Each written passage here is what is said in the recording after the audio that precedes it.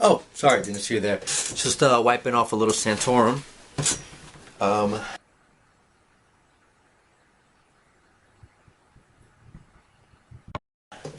and speaking of Santorum, I'd like to make comments on a couple of things he said about our economy and the causes for the bad economy.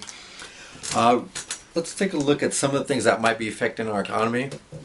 We have the 1.3 trillion tax cut that has no expiration, which benefits mostly the rich. Remember that 700 billion in bailouts. We have that. Don't forget the 80 billion for Chrysler and GM. Remember that whole thing. Our wars cost 3.7 trillion. There's of course a ton of other things I can mention, but let's add this up and see what we can find out about our economy. Put that over. Carry over the one. And we can see, I can see how Rick Santorum can come up with single moms and gays being the reason for our bad economy with this math. There's so many things that we can focus on. Our banking crisis, our cost of war, healthcare. If the healthcare bill passes, how much more money are we going to be in debt? The fall of the euro, subprime mortgages being given to the American people, and then those toxic mortgages being dumped on the Fed. That's like $1 trillion right there. Corporations owning our politicians. There's so many things we can talk about when we talk about a bad economy, but Rick Santorum wants to put the focus on single moms and gays, declaring that single moms are the base of the Democratic Party and have a desire for government help and that sort of thing. He mentions that if you notice, in the poverty line, people that are, here's a poverty line, so people in poverty, as far as a one man and one married couple, when both of them work, 5% of those are in the poverty line. When you have one, it's 30%.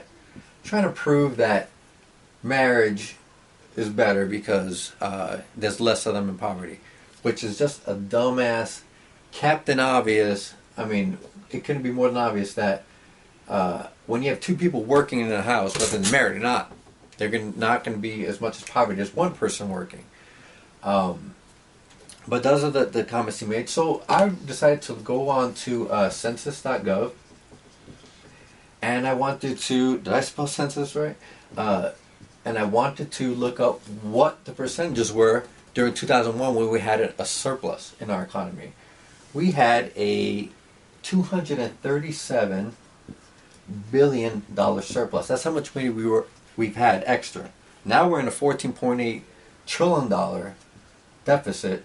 But when we had a surplus, turns out that the same statistics for the married couples, more than one person working, those that were in poverty, it was 4.7%, roughly 5%. For the single parents, for moms, it was 21.3, dads, 10.2. We get around 31.5%. Roughly the same figures. So whether we are in a $237 billion surplus or $14.8 trillion deficit, it seems that the same percentages for the people in poverty, the demographics, are about the same. So I don't see how having a married couple or a not married couple is going to cause an economic crisis. Wouldn't we have more of a percentage of these people in poverty? Wouldn't this number be higher when we have the $14 trillion deficit? Not too sure. But then again, I'm not an economist. And I don't think Rick Santorum is either. So Rick Santorum said that the bad economy, begins with the breakdown of the American family. The family, as defined by one man married to one woman, is equal to the first, defined by Rick Santorum, economy.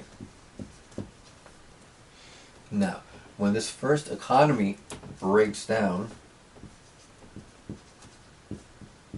that's going to cause the breakdown of the overall economy. Now, he doesn't really go into how these are all connected, but this is just his things. Now, in August, and it's just a continuing thing he also always says, marriage equality,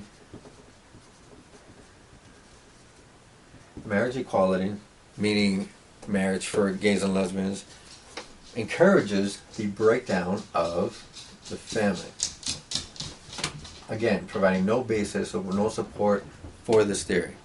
How this happens, I'm not too sure. But when we have a breakdown of family, we understand that it is equal to the first economy. When that breaks down, there's the overall economy. That's how Rick Santorum gets around saying how marriage equality is bad for the economy. How he bases that, I'm not too sure. One man and one woman are the basis of American society. And in last night's debate in Vegas, Rick Santorum had also said the country was not founded on the individual, but on the basic unit, which is the family. Ron Paul was quick to point out and corrected him that rights don't come in bunches. They come to individuals and they come from God. And I completely agree with that, because when you're single, it's not like you have no rights until you get married and all of a sudden now you have rights. No, everybody has rights, whether you're married or not. So I do believe that our rights come to individuals. I sort of see Rick Santorum like a storyteller. If we were in a village before civilization, he would be the witch doctor or the priest or something like that. He'd be the storyteller for sure. He would see a rooster that would crow in the morning right before the sun comes up. So here we have the sun coming up. Next day, he would see it again. Rooster crows, then sun comes up. He would make the connection with no scientific basis, no logic reasoning, really nothing, and say, wait, the rooster crows and then the sun comes up. Therefore, we must worship the rooster because it causes the sun to come up. It's a storyteller. Much like Pat Robertson, who says Haiti was in an earthquake because they made a pact with the devil.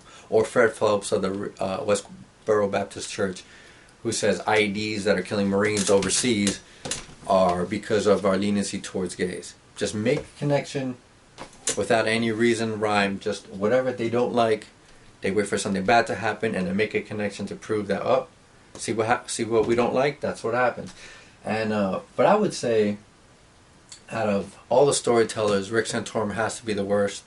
He'd probably be the biggest cock worshiper of the bunch. And that's what I have to say about Rick Santorum. So that's my video. Sorry that it went on a little bit longer. I'll work on condensing the information, having the drawings pre-drawn so that I can make the videos a little bit shorter. So if you like, please subscribe. If you liked it, click like, leave a comment below, and I will see you next time. I'll try to make my other videos like less political and more entertaining in other ways.